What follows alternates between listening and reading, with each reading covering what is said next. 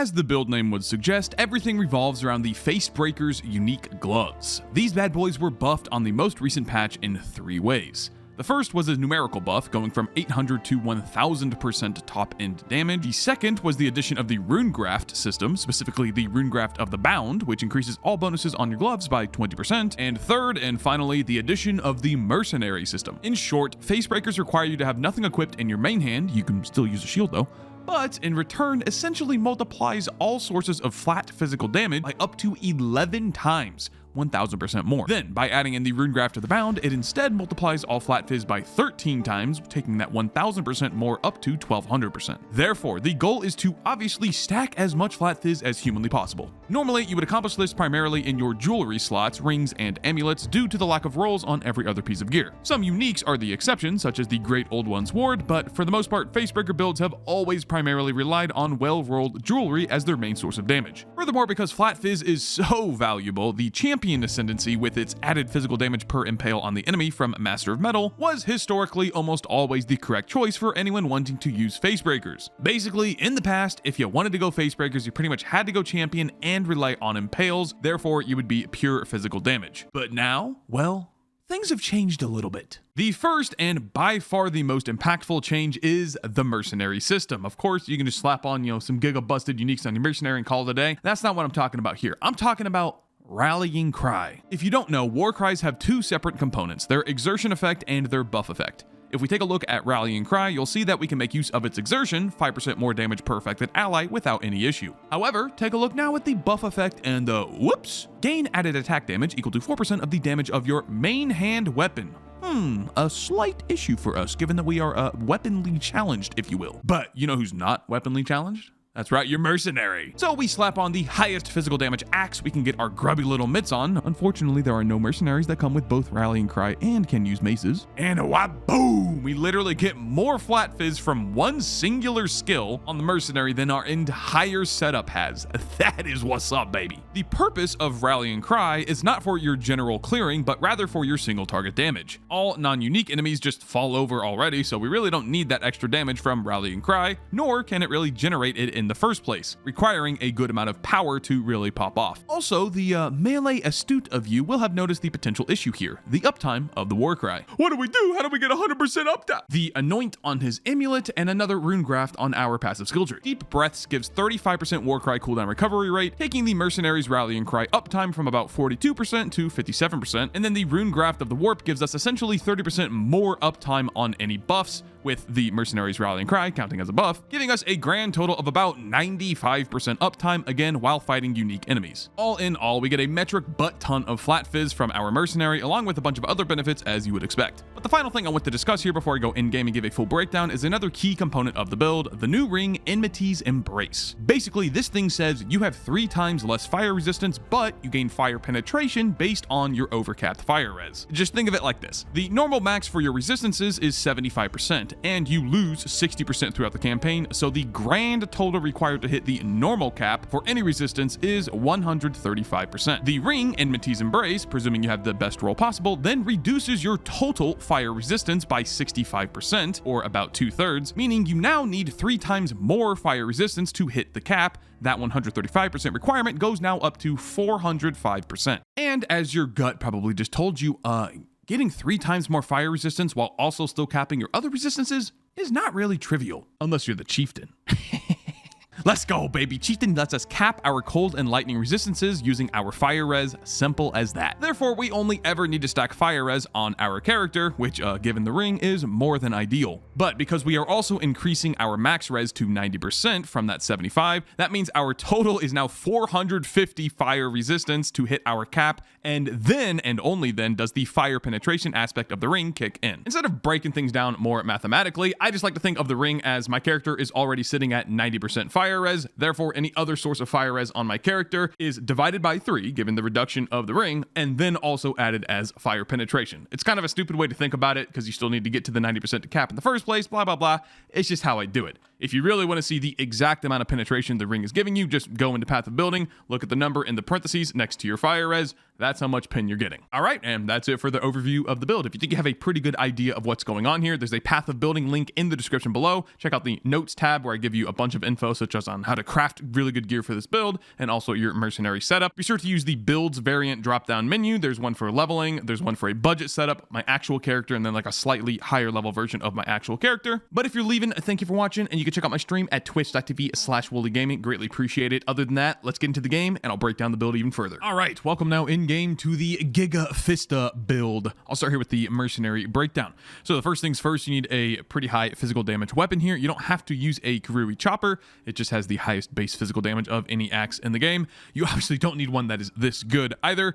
If you look in the stash here, I was running a Kingmaker, which is perfectly fine. Comes with a pretty good amount of flat fizz, but also gives you a 30% rarity, a little bit of magic find going on, but more importantly, the Culling Strike. It's important to note that the nearby allies have +10 fortification does not give you maximum fortification. Otherwise, this thing would be always equipped on my mercenaries. That'd be really busted.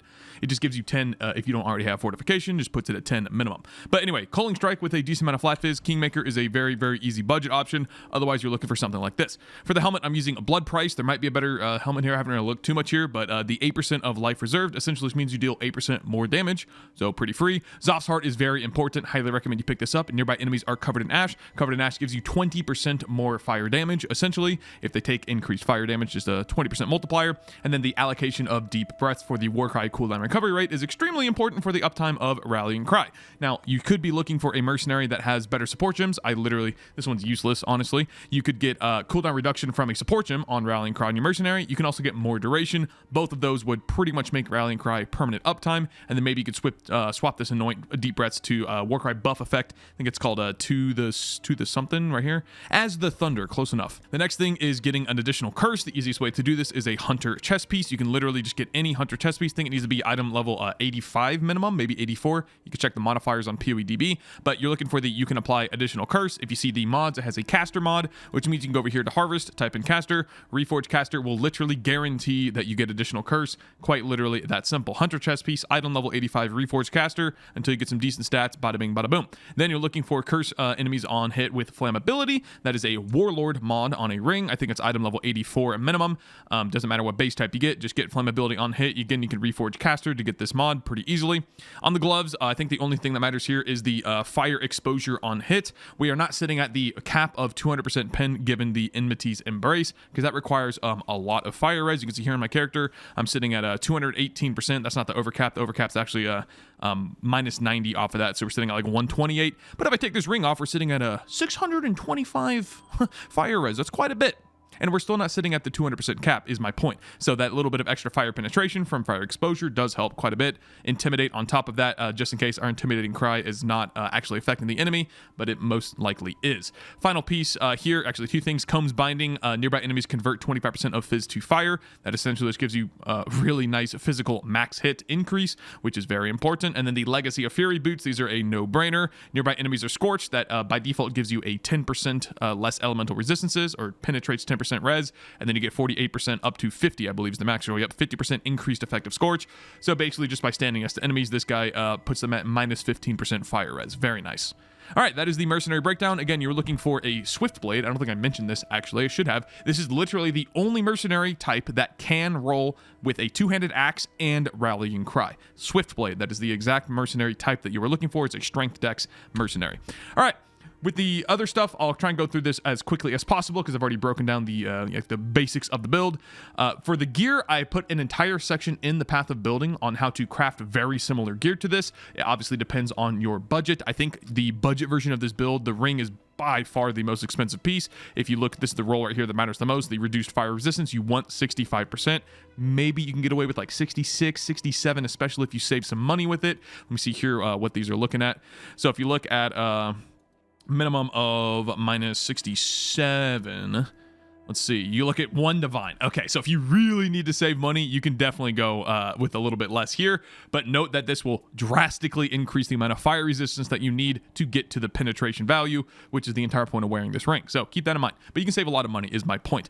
Regardless, Enmity's Embrace is the most expensive part of the build, by far, easily. The rest of the gear, you can probably craft stuff that's very similar for maybe 5 divines, depends on your RNG, obviously, but I would say around 10 divines. So budget version of this build, about 25 divines, given that you're buying a max roll Enmity's Embrace. You can obviously you can save a ton of money if you do not buy the max roll. That being said, you're literally just looking for chaos res, life, fire res. That's pretty much it. For your Eldritch Implicits on the helmet, you want physical damage taken as fire, a no-brainer.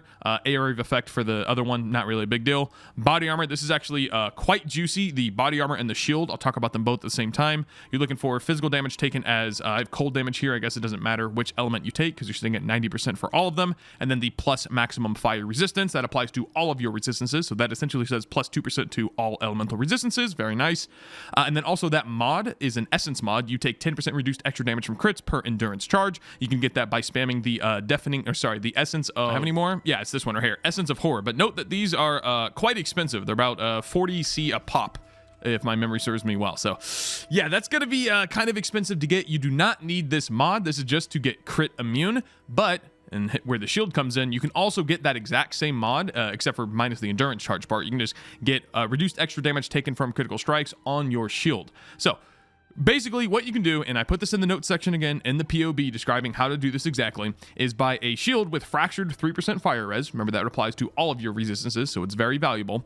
And then you can actually take your shield into Harvest and reforge crit. This will guarantee that the shield comes with, you take reduced extra damage from crits, and then I would roll the shield, which is a suffix modifier, by the way, and I would keep rolling the shield until you get a decent roll of additional physical damage reduction. 8% is the max. I think that requires item level 86. You don't have to get the max if you don't want to. It'll also be kind of expensive to get a +3 max fire as fractured. If you did not know, fractured mods can actually never be removed from the item, which is why they are very, very expensive, assuming it's a good fracture mod. Anyway, I would keep rolling this shield using Harvest Reforge crit until you get decent physical damage reduction and at least 50% reduced extra damage taken from crits, which allows you to totally remove that modifier from the body armor here, because we can get crit cap elsewhere very easily. You get 30% from the tree here, so 30% plus 50% on the shield, and then you go up here with a Lethal Pride Jewel. It does not matter who the conqueror is. You can just search this in POB. I'm not going to go over how to do this exactly. There are plenty of videos out there, I'm sure. And you're looking for this mod right here. You take 10% reduced extra damage from crits. So if you have the shield at 50%,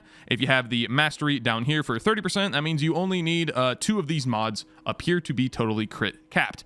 Obviously, again, if you have money, you can just use the body armor mod here. That was a long explanation. I apologize. Thankfully, the rest of the gear is very, very simple. You want as much flat fizz as possible on both your ring and your amulet. Obviously, using this ring, so you don't have 2 of them, unfortunately.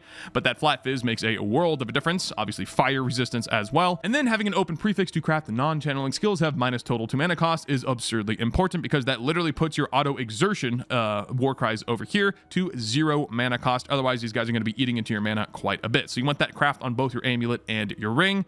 Other than that, flat fizz, life, fire res, wherever you can get it, really is that simple. The final thing with the belt here, this is actually extremely important as well, is the chance to avoid being shocked. That is yet another essence modifier. I believe it is the Essence of Torment. Yes, the Deafening Essence of Torment. So you roll that on your belt until you get some decent rolls, whatever you want. Mainly just life and fire res, some chaos res too if you need to cap it. And then you get a jewel inside of that, and make sure the jewel also has chance to avoid being shocked. You want these numbers to add up to 100%. So 57 plus 45 does go actually over 100% a little bit. And then you're using the Storm Shroud unique jewel, which says your chance to avoid being shocked instead applies to all elemental ailments, which is very, very, very powerful, especially as you start juicing your maps and especially as you're doing T17s.